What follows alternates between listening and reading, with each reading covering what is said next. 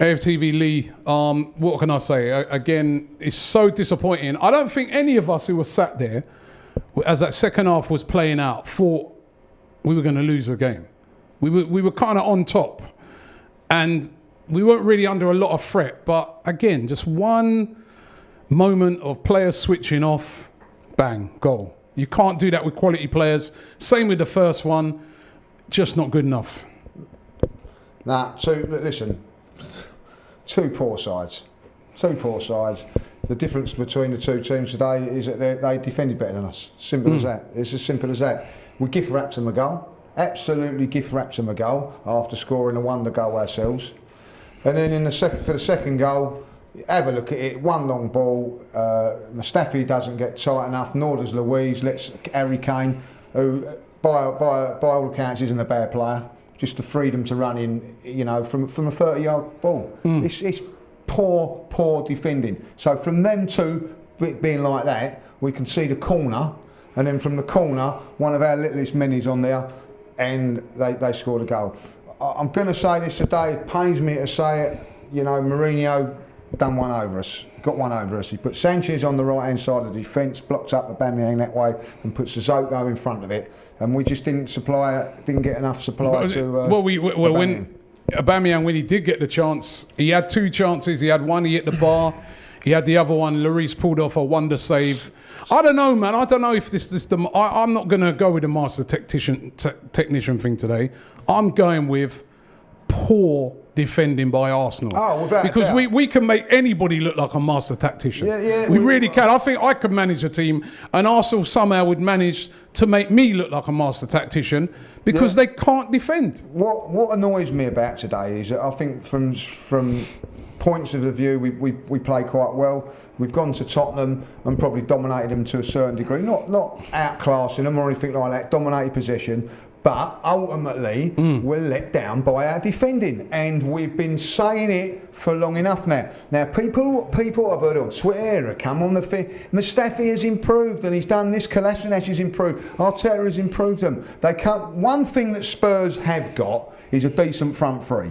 Right, the rest of their team is not all that, but they have a decent front three, and it just highlights the weaknesses of our players. It's there for all to see, and how many more times am I going to come on here and say, the defending's not good enough at this football club? How many more times? We've said it for years. I've been saying it for years. And the recruitment goes and buys wide players. It goes and buys forwards. But it does not do what we need, and that is proper defenders. And even if they're half decent, you get results, because I don't think we played that bad today. And to lose the game because we can't defend is criminal, Robbie. It's criminal. It was criminal. Kolasinac on the first goal, what's he doing? Listen, he's not done it deliberately, but the facts of the matter is just not good enough, Robbie. He's not good enough. It's a 10-yard pass, listen, people say, we can put it down the line and all that. It's not the way Arteta wants to play. Arteta wants to play through the back, he wants to play through the lines, and that's what he wants to do. He is not good enough to do it. So when it comes to summer, get in players that are good enough to do it. Now, people will say that Murray was injured today and all that lot, but we still need players to come in that are better and stronger than that, so that if someone's injured, they come in, because they're not good enough to be backups. Really, it's been proved. Do you reckon Arteta's standing there thinking that at the moment? Well, I think he'd be frustrated. He'd be frustrated like all of us are. At the end of the day, Robbie, we've played really well in the last few games, and today we've been let down by poor defending against them of all teams. Listen, two years ago, whenever it was, 3 years ago, I went to White Hart Lane, their last game of the season, before they closed the stadium. We lost 2-0. We was totally outclassed from first minute to last, right? And Petr Cech made about 5 wonderful saves, right? I walked out of that game there thinking, my God, we've got problems. We was outclassed. I walk out of here today, they've dropped unbelievably since then.